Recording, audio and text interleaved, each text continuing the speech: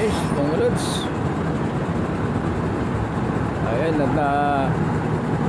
yung ating mga bus liner, jam liner mga lods. Ayan, nakaparada sila. Ayan. At maaga pa naman, ayan, nagmimikap sila ng pasahero papuntang Ayala at cruising. Ayan mga lods. Ayan. Yung ating jam liner. Tsaka jam at tsaka jack liner. Dalawang kumpanya na ito mga lods eh. Yung interview ko ito, jam liner lang. Ngayon dalawa na. So yung ibang malas dito nakaparada sa likod. Ayan. Ayun iba. Ayun iba. Ayun. Ayan. Jack liner naman ito. Yung malas jack liner yan.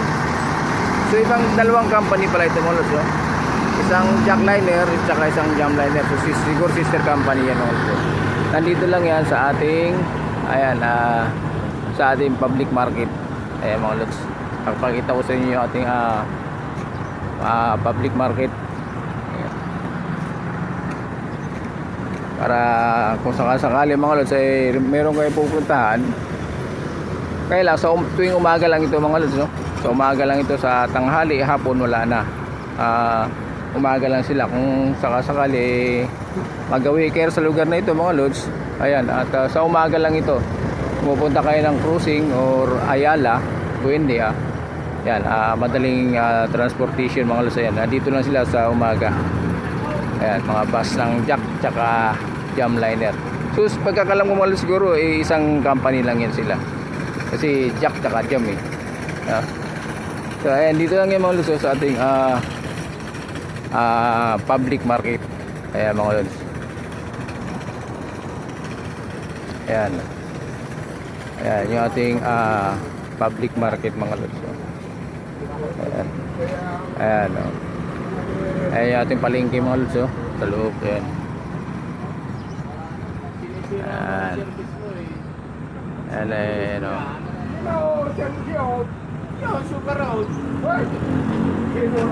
Ayan mga lods o. Ayan o. Yan yung ating public market mga lods. Yan. Wala ka rito eh. Tapos yan dito mga lods yung labasan. Yung daan yan mga lods, yung papunta na yung papakaliwa ay papuntang Petron niya mga lods. Tapos Petron to ikot papuntang Binyan. Tapos diretsong GME naman mga lods, no? Pagdating ng Petron, ayan, doon na maghihiwalay-hiwalay mga lods. Petron, Binyan, tapos GME, papuntang bayan mga lods. Ayan mga lods, no? At lapit tayo doon mga lods, no? Lapitan natin yung ating public market. Ayan naman mga lods yung ating ayan, dito nakaseparate na yung mga lods, yung isda, baboy, tsaka yung mga gulay. Ayan. So sa banda naman doon mga lods yung ating yung tinatawag nilang ating public toilet. Ayan, doon yan sa dulo mga lods. Yun yung dulo natin doon, yan yung ating public toilet. Ayan mga lods, no? Pambihira, diba? Ang ating public toilet, mayroon mga lods may charge yan pag ikaw gagamit doon. Ayan mga lods, no? Ayan, dami rin buko mga lods, ayan. Ayan, medyo maaga pa kasi mga lods, kaya sarado pa yung mga yan, no? Pero nakanit lang yung mga lods, ganyan dito mga lods, no? Hindi na masyadong dito sa Carmona, kahit yung mga gamit nila ay nakanit lang. Mayroon naman kasing tatawag dito mga lods na mayroon silang dito yung bantay galing sa munisipyo mga lods, no? Yan yung mga tinatawag na watchman. Ayan mga lods, ayan. Nakanit lang yan, no? Di ba? So ayan mga lods, paikot tayo rito at tayo ay bibili ng ating mga almusal mga lods, you know? Di ba? Yung ating mga yung gulay, karni. Ayan mga lods, ayan. Ayan, pupunta tayo ngayon doon mga lods. Doon naman sa may bilihan natin ng mga lutong ulam naman mga lods. Ayan, yung iba gulay. At ito At mayroon silang ano, ito mga lods, ito yung ano nila, yung pila ng mga watchman. Ayan. So mayroong nakatalga rito umaga hanggang gabi. Ayan, mga lods. Magdamagan yan 24 hours sa 24/7 mga lods yung duty nila. So walang ano masyadong ano mga lods kasi nga hindi naman masyadong ano rito kasi nga mayroong mga watchman. Ayan. Yung building na yung mga lods, building 3 na yan. Yan naman yung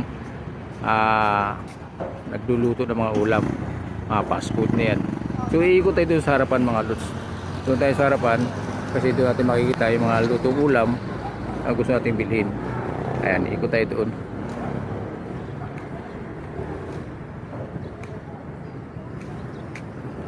Ayan naman, doon naman mga lods yung ano naman doon, doon nila tinatapo yung mga basura at doon naman nila sinisegregate mga lods yung mga yung basura. Mga lata, mga nabubulok o mga plastic, doon nila sinisegregate nila yan.